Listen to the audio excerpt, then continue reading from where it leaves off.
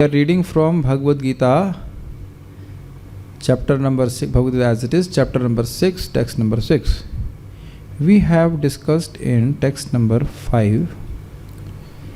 The link of 6.4 to 6.5 was, why are you stressing so much on giving up desires for sense gratification?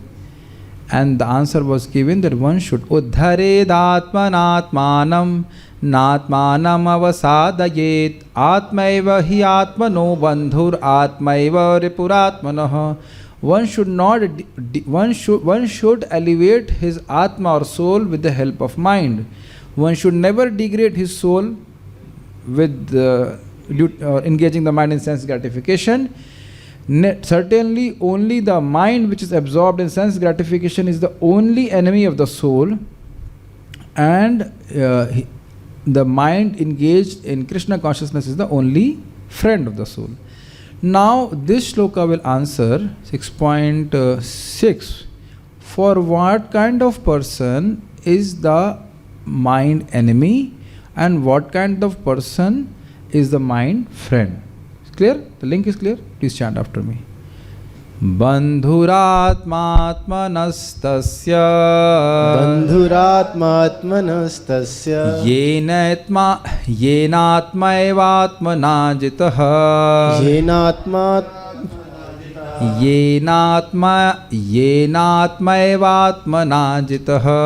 yenatmaevatmana jitah anatmanastu shatrutve vartitatmaiva shatruva bandhuratmatmanastasya yenatmaevatmana jitah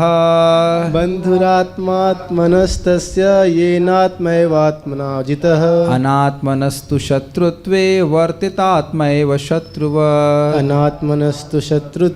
vartitatmaiva shatruva bandhuratmatmanastasya yenatmaevatmana jitah anatmanastu shatrutve vartitatmaiva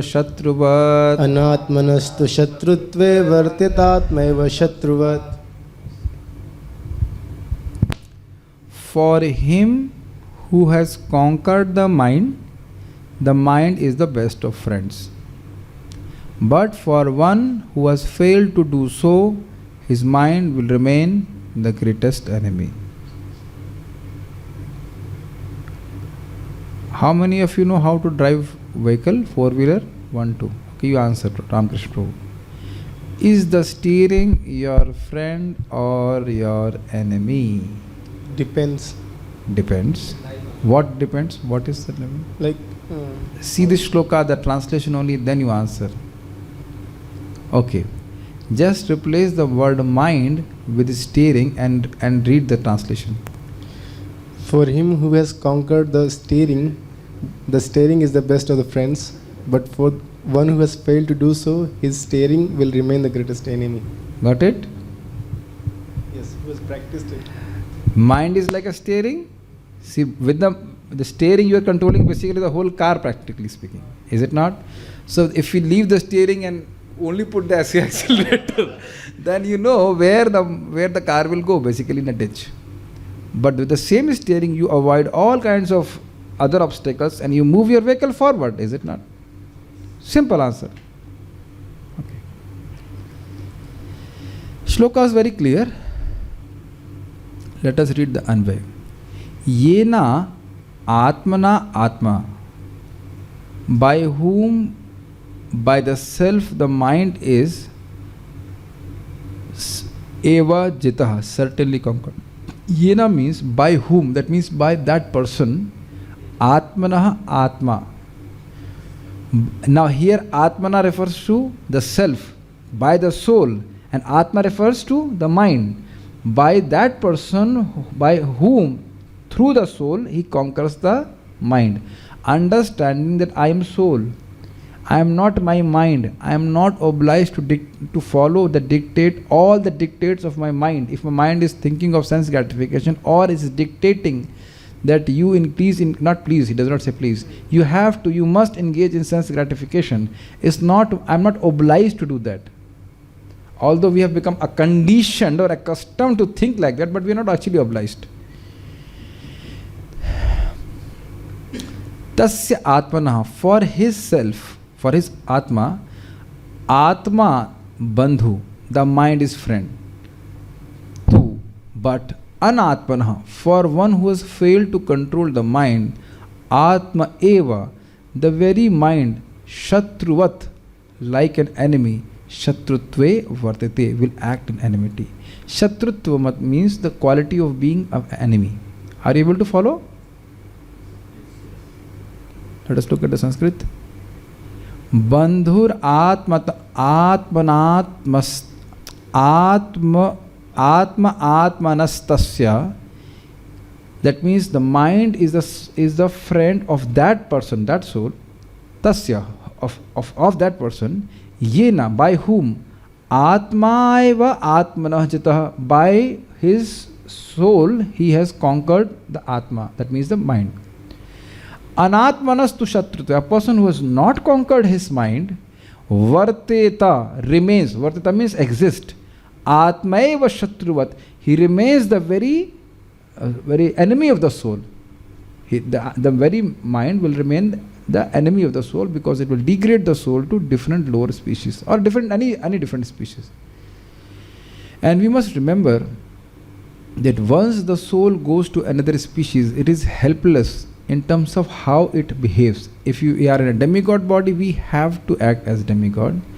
If we are in animal body, we have to act as animal. That's quite strange.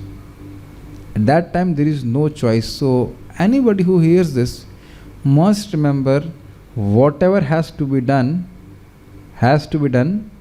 right now. If you think for future something has to be done later on, that will be foolishness. Suppose a person misuses his intelligence now and becomes an animal, what he can do next life? What if he becomes a mosquito? He has to suck blood all his life. Or he becomes a lizard. People don't think about this.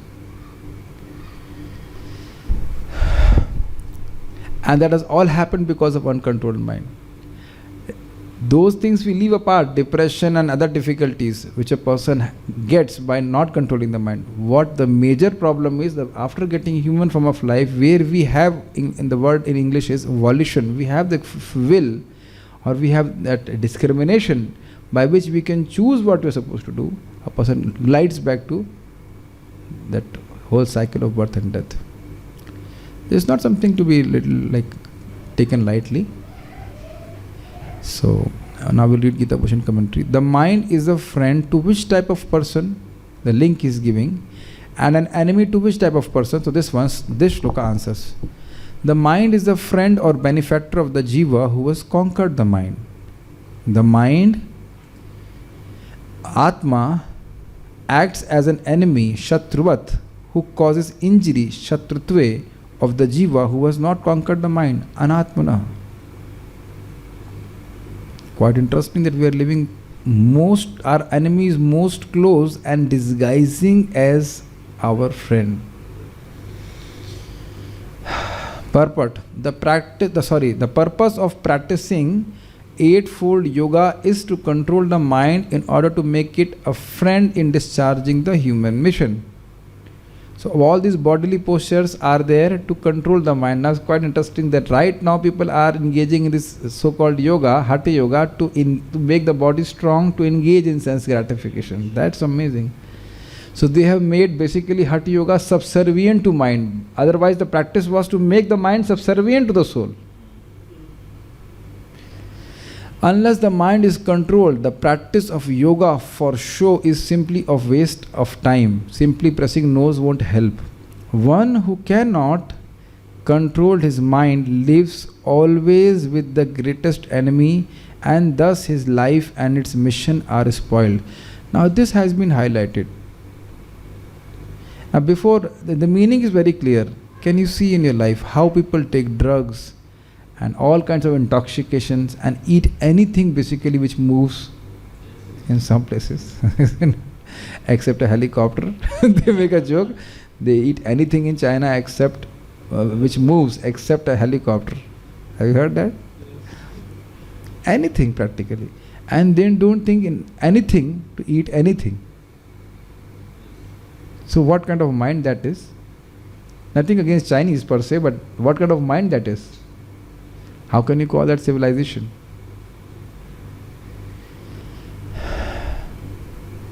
Can you see how people are imagining strange sense gratifications?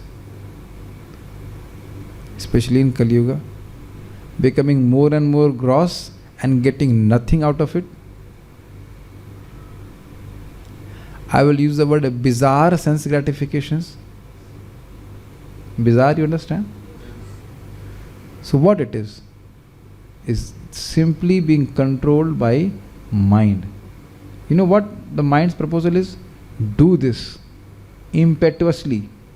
Do this and you will enjoy. That is every time mind says the same thing, is it not? And every time the conditioned soul listens and it gets nothing out of it, but it has no option other than to follow the dictates of the mind. It's like a shackle in the mind, of the mind, so to speak. Everybody can understand this? I heard that first time in my life I heard almost one dose of drugs cost 42,500 rupees. Something like this, not? Whatever range, maybe some discount they will give. I don't know. In 35,000 rupees we can feed in Kartik almost 1,000, more than 1,000 Vaishnavas. Just imagine how much piety. Just see from the perspective of piety, how much piety a person will get feeding so many thousands of Vaishnavas in Kartik, in Vrindavan, and he wastes it for one stupid drug, which makes him stupid. Is it all not because of mind? See, the greatest mind is. Can you see practically? If you have a controlled mind, dharmic mind, oh, I'll use this Lakshmi for serving devotees. And if it is not controlled, it takes you to ditch. Actually, a person falls in ditch also. Actually, he falls in ditch. He will drink and take drugs and actually he will fall in ditch. In this life itself, basically living like a dog. Actually, dog also doesn't take drugs. See? I heard that in India, Punjab state is very much getting affected by drugs. I mean to say the boys, not the state as such. They can make a movie or anything, but they have no solution for it. Nahin? The constitutional position of the living. Now hear this. This is a beautiful line by Srila Prabhupada. You may question why people are following the mind. Because the constitutional position of the living entity is to carry out the order of the superior. This is a mind-blowing statement if you can pick it up. We are always servants, no matter how much we think we are masters. We are always servants. We, by constitution, we are made like that we are servants. We basically listen to somebody and do something. Nod your heads if you agree or disagree. See, I say nod your heads, you are agreeing, you are following me. Is it not? Your greatest enemy, which is near to you. Is it not? We love to do that. Do you agree? We love to actually follow because we are actually servants. Now, if Krishna is not the servant, the spiritual master is not the master, and Krishna is our master, not master, then there has to be some master. Rather, we feel uncomfortable if there is no master. Actually, it can never be a situation where we have no master. So how beautifully Prabhupada is putting this. So as long as one's mind remains an unconquered enemy, one has to serve the dictations of lust, anger, avarice, illusion, etc.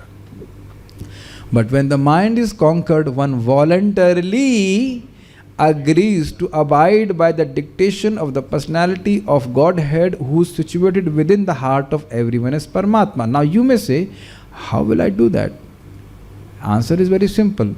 If a person has faith in Bhagavad Gita, Srimad Bhagavatam, and hears in the association of devotees, he very clearly knows what the Lord wants him to do. How the Lord wants us to eat? Very simple. Go to Domino's and eat pizza.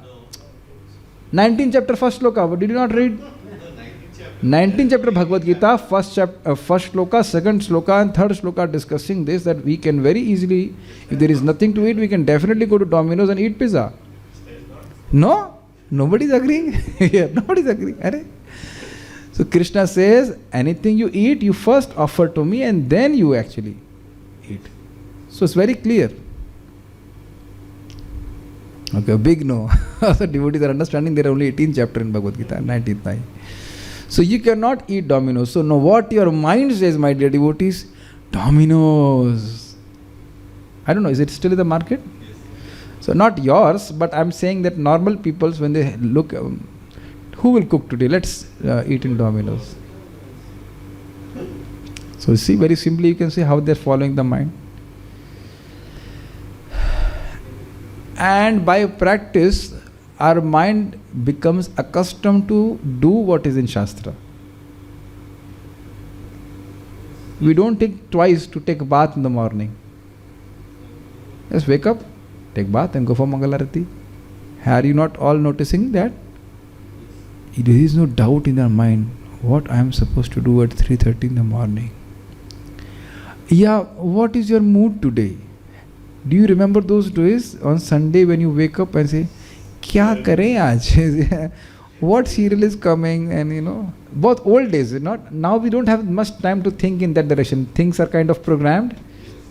That's what this is called, is deprogramming or programming or whatever. Brainwashing this. Yes, we have a program to deprogram the program of Maya. Have you remember those days?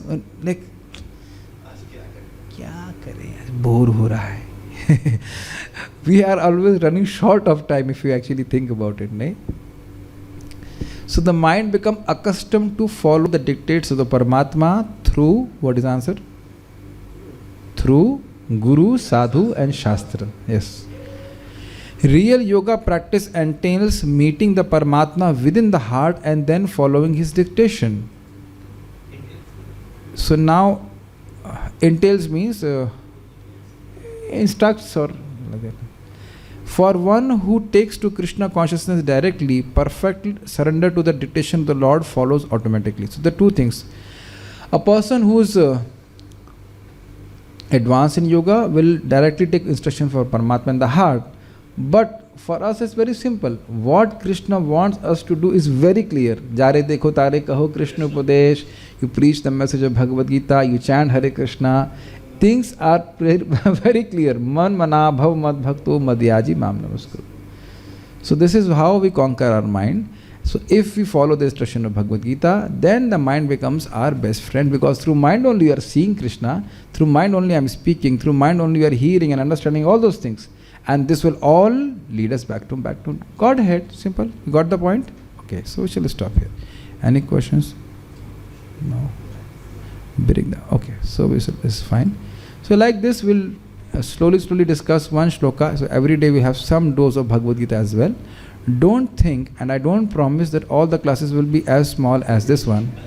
So don't go by today's experience. It all depends if the shloka is big or small. If small, then you take small. If big, then it will be. So you got the point? For what kind of person the mind is enemy? Who has not controlled the mind. What kind of person is friend?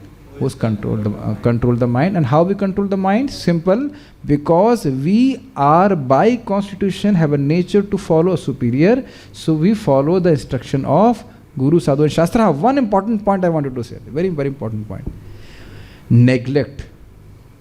One should neglect the dictates of the mind which will lead him to degradation, and one should fix his mind on the instruction of Guru, Sadhu and Shastra.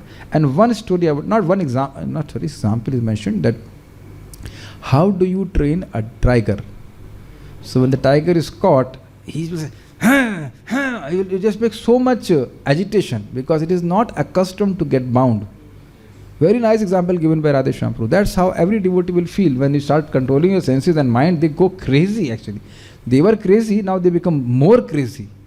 Because they never have this attitude of being, not attitude, have a experience of becoming bound. So they will bang and they will make a lot of noise. But you say, then the tiger said, you will get food only if you do this step. That's how they train him to become a circus tiger.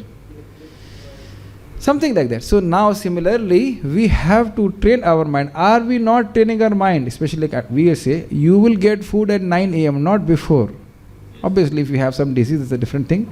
And have your mind not got trained normally? Earlier, as soon as you will wake up, you will drink tea or something, eat something. Maybe after half an hour max. But now we can actually, I would say, 6 hours pass by. Even more also. Some people wake up at 2 a.m. and they take prasadam at 9 a.m. Has not your mind become conquered at least for that much time? And we don't take prasadam, don't take food from outside. So all those instructions are being followed by following the words of the acharyas, and then we get empowered. So the more you control the mind understand this fellow will not listen, I must follow him, he will not follow me. Okay? We'll stop here. Srila Prabhupada ki jai, Srimad Bhagavad Gita ki jai, Nitai Gaur Premanande.